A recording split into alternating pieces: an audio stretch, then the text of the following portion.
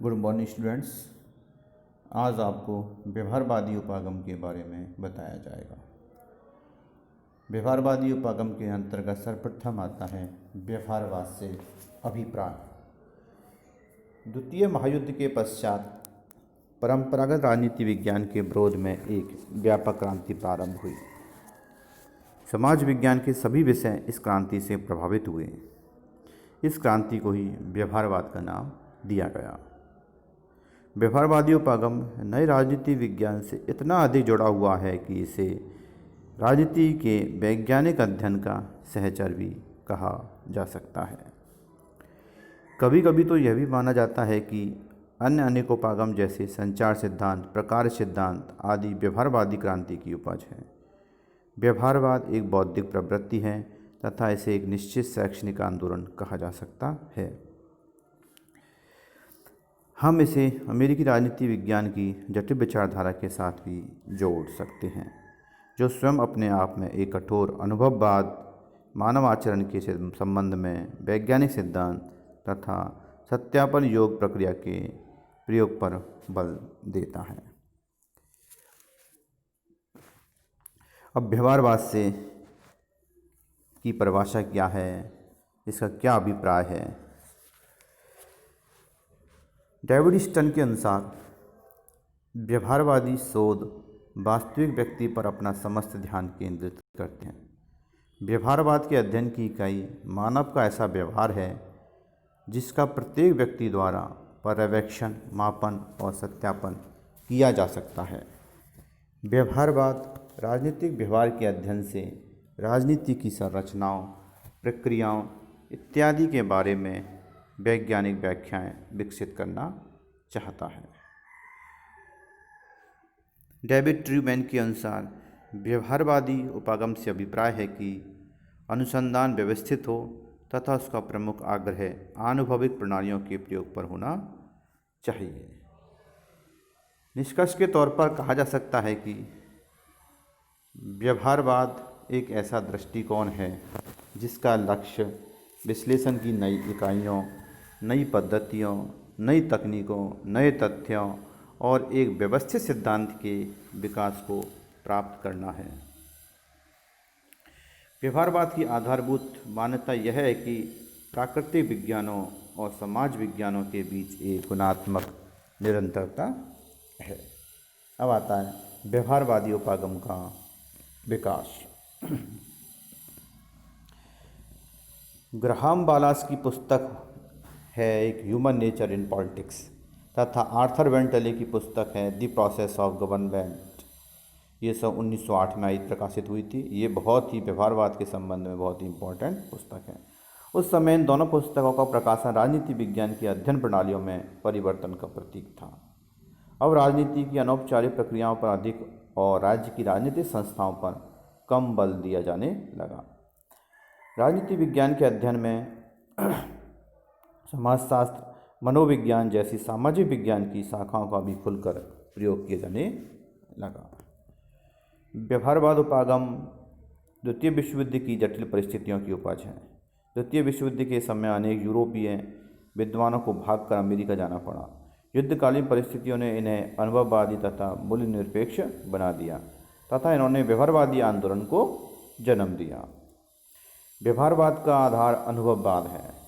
राजनीति विज्ञान में अनुभववाद का इतिहास काफ़ी पुराना है। इसका आधुनिक जनक जॉन लॉक माना जाता है। अमेरिका में चार्ल्स मेरियम ने व्यवहारवाद की अगुवाई की।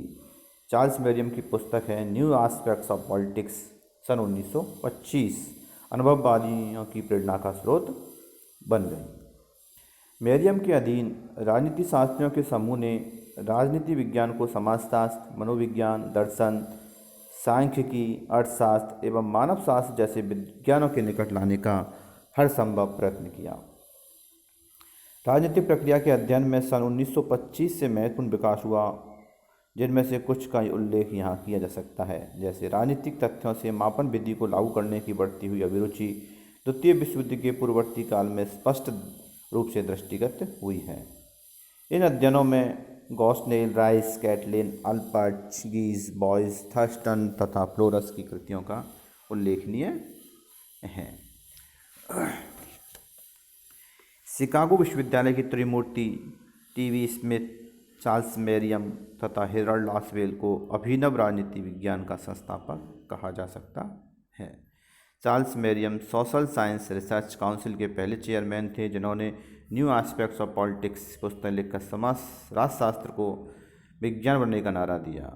मेरियम की प्रेरणा से अभी सुप्रसिद्ध शिकागो संप्रदाय व्यवहारवाद का गढ़ बन गया। अब आता है व्यवहारवाद के उदय के कारण। ऐसे कौन कौन से कारण रहे जिनसे व्यवहारवाद का उदय हुआ? तो व्यवहारवाद के जो उदय के जो कारण रहे हैं, व्यवहारवाद के उदय और विकास में के मूल में निम्न कारण रहे हैं, जो निम्न प्रकार से हैं। नंबर 1 आता है परंपरागत अध्ययन पद्धतियों के प्रति असंतोष।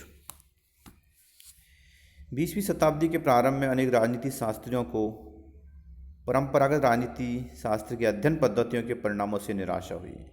उनका विचार था कि परंपरागत पद्धतियों से राजनीतिक जीवन की वास्तविकता का चित्र हमारे सामने स्पष्ट नहीं हो सकता है। यानी इन राजनीति शास्त्रियों का कहना था जो परंपरागत अध्ययन पद्धति थी, उनसे राजनीति का सही प्रकार से अध्ययन और मानव जीवन का चित्र जो है स्पष्ट नहीं हो सकता है। राजवैज्ञानिकों में बढ़ते हुए असंतोष के कई कारण थे। जैसे प्रथम, राजनीति शास्त्र ने देखा कि शासन के नीति निर्माण एवं उसके नीति निर्धारण के स्तर पर राजनीतिज्ञों एवं राजनेताओं को तो सम्मानजनक स्थान दिया जाता था, जैसा कि द्वितीय विश्व युद्ध के दौरान संयुक्त राज्य अमेरिका में किया गया था, परंतु राजनीति विज्ञान के विद्वानों के ज्ञान, कौशल एवं अनुभव की उपेक्षा की गई थी, जिससे उनमें निराशा उत्पन्न हुई। और भी अन्य कारण थे जिससे इनमें राजनीति वैज्ञानिकों में असंतोष उत्पन्न हुआ। अतः इस संबंध में राजनीति शास्त्रियों की यह धारणा हो रही थी कि पश्चिम संदर्भ में निर्धारित अवधारणाओं को नवोदित राजनीतिक व्यवस्थाओं पर आरोपित किया गया तो उसके निष्कर्ष विश्वसनीय नहीं होंगे। असंतोष के इन्हीं कारणों के परिणाम स्वरूप व्यवहारवादी आग्रह के अंतर्गत अंतः सांस्कृतिक एवं अंतर्राष्ट्रीय संदर्भ में राजनीतिक प्रक्रिया एवं व्यवहार के अध्ययन को उपयोगी माना गया। दूसरा कारण आता है व्यवहारवाद के उदय का, वो है अन्य सामाजिक विज्ञानों से प्रेरणा। अन्य सामाजिक विज्ञानों में अध्ययन के नवीन तरीकों और उपकरणों के प्रयोग को प्रोत्साहन मिला, तो राजनीति शास्त्र का इससे अछूता रहना संभव नहीं था। जैसा कि रॉबर्ट डेहल ने लिखा है कि व्यवहारवाद एक ऐसा आंदोलन है जिसका उद्देश्य राजनीतिक अध्ययन को आधुनिक मनोविज्ञान, समाजशास्त्र और अर्थशास्त्र में विकसित सिद्धांतों, पद्धतियों, खोजों और दृष्टिकोणों के निकट संपर्क में लाना है। एक अन्य कारण आता है व्यवहारवाद के उदय का, वो तीसरा है द्वितीय विश्व युद्ध का प्रभाव। द्वितीय महायुद्ध ने व्यवहारवाद को गति प्रदान की। युद्धकालीन घटनाओं ने राजनीति शास्त्रियों के मन में यह बात बैठा दी कि राजनीतिक जीवन की जटिलताओं को पूरी तरह समझने के लिए संस्थाओं और उनकी संरचनाओं के अध्ययन की सीमा से आगे बढ़कर उनकी संस्थाओं और उनमें कार्य करने वाले व्यक्तियों के व्यवहार का अध्ययन करना होगा। अगला कारण आता है वो है नवीन अध्ययन पद्धतियों का प्रयोग। द्वितीय महायुद्ध के बाद के दशकों में राजनीति शास्त्र के क्षेत्र में यह विचार बल पकड़ता गया कि राजनीति शास्त्र में नवीन अध्ययन पद्धतियों को स्थान देना होगा। परीक्षण उपकरणों, सर्वेक्षण पद्धतियों, सांख्यिकीय विश्लेषणों, गणितीय प्रारूपों, निदर्शन, सर्वेक्षण जैसी प्रविधियों के बढ़ते हुए प्रयोग ने राजनीतिक व्यवहार के अध्ययन को वस्तुनिष्ठ बनाकर व्यवहारवाद का पोषण सहज किया। इस प्रकार जो व्यवहारवाद के जो उदय के जो कारण हैं उनमें परंपरागत अध्ययन पद्धतियों के प्रति असंतोष था लोगों में, अन्य सामाजिक विज्ञानों से प्रेरणा भी मिली, द्वितीय विश्व युद्ध का प्रभाव भी पड़ा और नवीन अध्ययन पद्धतियों का प्रयोग भी किया जाने लगा, जिससे क्या हुआ, व्यवहारवाद का उदय हुआ।